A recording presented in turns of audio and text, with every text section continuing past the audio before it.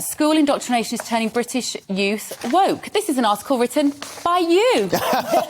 So sorry to sort of beat my own drum here, but yeah, this came out in the Telegraph, and really what this comes out of is a survey, a set of surveys that I did with Policy Exchange, which sort of reveal the extent of the indoctrination that's occurring in British schools. And I don't think the public really understand that a majority, this isn't just a few schools here and there, this is a majority of school children who are being taught these critical race and gender theory concepts like white privilege, systemic racism, patriarchy, and so forth. It's sort of 3/4 of the 18 to 20-year-olds. We asked them to reflect on what they were taught at school and which of these concepts they'd heard. So not only were 3/4 taught these things, but 70% of them were taught them as truth. That is, that there aren't respectable counter-arguments to this.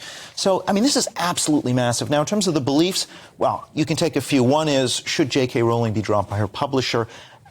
18 to 20s, they're split on this, right? Whereas the over 50s, it's 85% no, she shouldn't be dropped, only 5% she should. Or should Churchill's statue be removed from Parliament Square? Same numbers, the young people are split, with half of them, as many of them saying he should be removed as Remain, whereas the over 50s, it's massively in favor, like 85%. So that's what we're getting through the school system, and no one's doing anything about it. Well, you see, teenagers, just playing devil's advocate here, teenagers have always been susceptible to looking to what their peers are doing and going along with it, right? So how is this any different, Tonya, do you think? Well, unfortunately, those that disagree with the indoctrination that these kids are getting at school just keep quiet. I know that when there's kind of gender discussions in schools and things like that, my younger son is more open to be influenced by this, and we have to undo all that, deprogram all of that rubbish that goes on at school.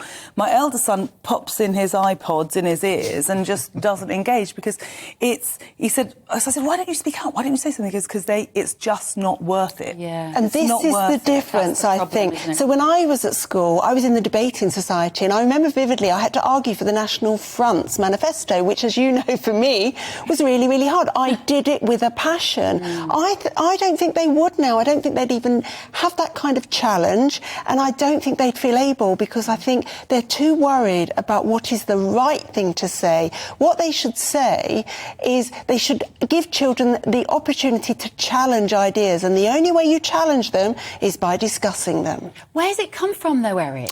So these ideas have been germinating in academia since the 70s and 80s, and you can see, even if you track academic journal article abstracts, and then suddenly the media picked up on this in the mid-2010s. So yeah, this ideology, which I call cultural socialism, which says that if you harm, even emotionally, someone from a disadvantaged group by offending them, that is a graver sin than not telling the truth or suppressing free speech. So what people do is they suppress truth and free speech in order not to offend. That is the ethos that's being pushed on social media, and the schools are reflecting that. That's so funny. And is it fair to say that most of the ills that are in our academia now basically started with Tony Blair? That's what I'm realising. That he sowed the seeds whilst in office, and we are seeing the trees grow from those particular ideologies, which all seemed... The idea of political correctness in and of itself when it started was OK. It was about language reflecting... I'm not sure it was okay. Well, I'm not sure. Our reality had changed, and so if you've got a chair of a meeting is not a man, maybe you just call them the chair rather than the chairman. It's about language evolving to just reflect our reality. I don't think it was anything to be frightened of at that stage, but I think it's certainly morphed into something a bit more pernicious now because of the silencing aspect that comes along with it. I don't know. I would say you have to have some sensitivity, but it's like a dial, right? You can have it at level 5, but what's to prevent it going 6, 7, 8? And this is the problem with political correctness, is it did not have any guardrails. So I actually think these problems stem well before Blair. They cut, in the U.S., these trends are all worse than they are here. Yeah.